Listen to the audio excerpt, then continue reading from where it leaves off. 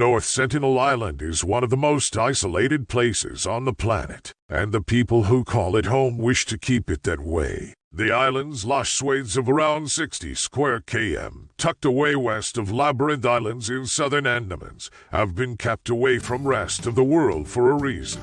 It has been described as the hardest place in the world to visit, the world's most dangerous island, and home to the most isolated tribe in the world. It is against the law for Indian citizens to visit North Sentinel or make any contacts with the Centinalese, one of the remaining Stone Age tribal communities living here. The Centinalese, who have practiced isolation for centuries, violently attack anybody who even makes an attempt to pay the secluded island a visit. Deep in the Indian Ocean, the island is fringed with beaches, thick forest covers, and crystal cobalt waters, and is home to 50 to 100 Centinalese who, according to anthropologists, have been living in seclusion for over 60,000 years. The tribe is fiercely independent and ferociously dangerous. These hunter-gatherer residents have resisted outside contact for most of their known history. In 1896, an escaped Indian convict who washed up on their shore was stabbed to death. In 1974,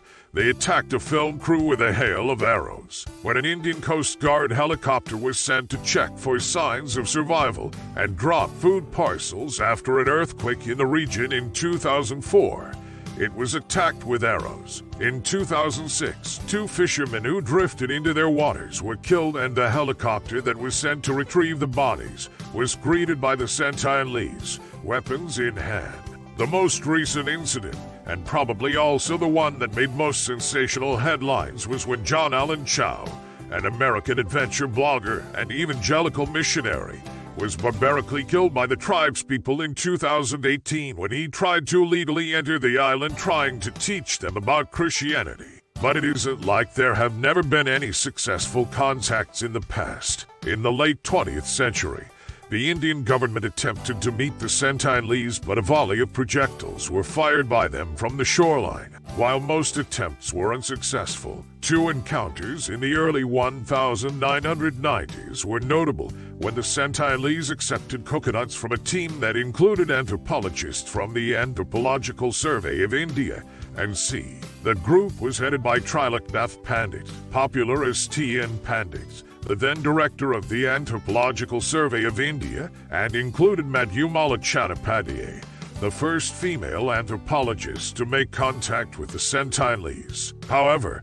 the meet did not move forward to something fruitful and educational, but the Centinalese have their reasons to block all the attempts of contact. Morse Vidal Portman, a British naval officer, in an attempt to civilize them, kidnapped 6 islanders in 1880 and took them to Port Blair. Since they had no immunity to modern diseases, they immediately started getting sick, and 2 of them died, while the rest 4, who were all children, were dropped back with presents to make amends, and probably more unidentified diseases. Portman is certainly hugely responsible for the tribe's hostility to outsiders. In 1997, all outside contacts and visit to North Sentinel Island were officially banned. They are a very fragile community, and factors like modern diseases and tourism booms in the neighboring Andamans and Nicobar Islands act as huge threats. The Centinalese don't want anything to do with the rest of the world, and probably that's the best possible way to keep them safe.